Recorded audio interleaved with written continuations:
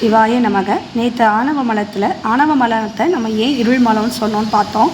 இன்றைக்கி நம்ம என்ன பார்க்க போகிறோன்னா, ஆணவ மலமாகிய இருள் எவ்வகையில் புற இருளோடு ஒத்துப்போகும், எவ்வகையில் புற இருளுடன் வேறுபடும் அப்படின்னு பார்க்க போகிறோம். அப்போது எவ்வகையில் ஒன்றுபடும், அதாவது வெளியில் நமக்கு இருக்கிற இருளுக்கும் உள்ளே நமக்கு இருக்கிற இருளுக்கும் என்ன ஒற்றுமைன்னு பார்த்திங்கன்னா, மறைத்தல் தொழில். ஏன்னா ஆணவ மலம் உயிரின் அறிவை மறைக்கிறது. புற இருள் ஒரு செகண்டு நமக்கு பவர் கட் ஆயிடுச்சு அப்படின்னா நம்ம கண்ணோட அந்த இதை என்ன செய்யுது, மறைக்குது. அப்போ மறைத்தல் தொழிலால் ஆணவ மலம் புற இருளோடு ஒத்து போகிறது. அப்போது எது புற இருள், எது அக இருள் அப்படின்னு பார்த்தீங்கன்னா, சடமாகிய கண்ணை மறைப்பது புற இருள், சித்தாகிய அதாவது அறிவு பொருளாகிய ஆன்மாவை மறைப்பது அகவிருளாகிய ஆணவ மலம். ஓகேவா?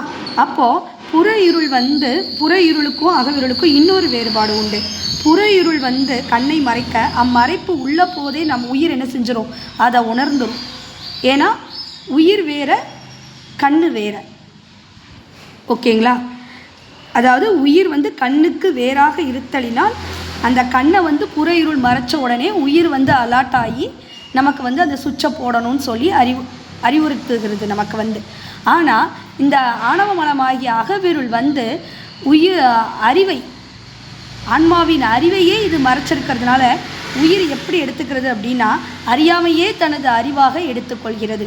அதனால் அந்த அறியாமையை போக்கணும் அப்படிங்கிற எண்ணமே என்ன செய்கிறதில்ல, உயிருக்கு வர்றதில்லை. அதனால தான் நம்ம அறியாமையிலேயே கட்டுண்டு கிடக்கிறோம்.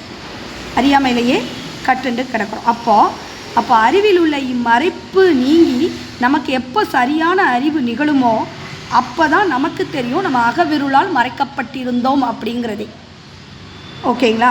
அப்போது புற இருள் பிற பொருளை காண விடுவதில்லை, ஆனால் தன்னை காட்டி நிற்கும் அக இருளாகிய ஆணவம் மறுபிறப்பு, இருவினை முதலிய பிற பொருட்களை காட்டுவதில்லை, தன்னையும் காட்டுவதில்லை. ஆதலால் இம்மலம் புற இருளை விட கொடியதாக கருதப்படும். ஆணவ மலம் புற இருளை விட கொடியதாக எடுத்துக்கொள்ளப்படும். புற இருளின் மறைப்பு அம்மறைப்பு உள்ள போதே உணர முடியும். ஆனால் ஆணவ மலமாகிய அகவிருளின் மறைப்பை அம்மறைப்பு உள்ள வரையில் உணர முடியாது. இதுவே புற இருளுக்கும் அகவிருளுக்கும் உள்ள வேறுபாடு என்பது விளங்கும். நன்றி. சிவாய நமக. திருச்சிற்றம்பலம்.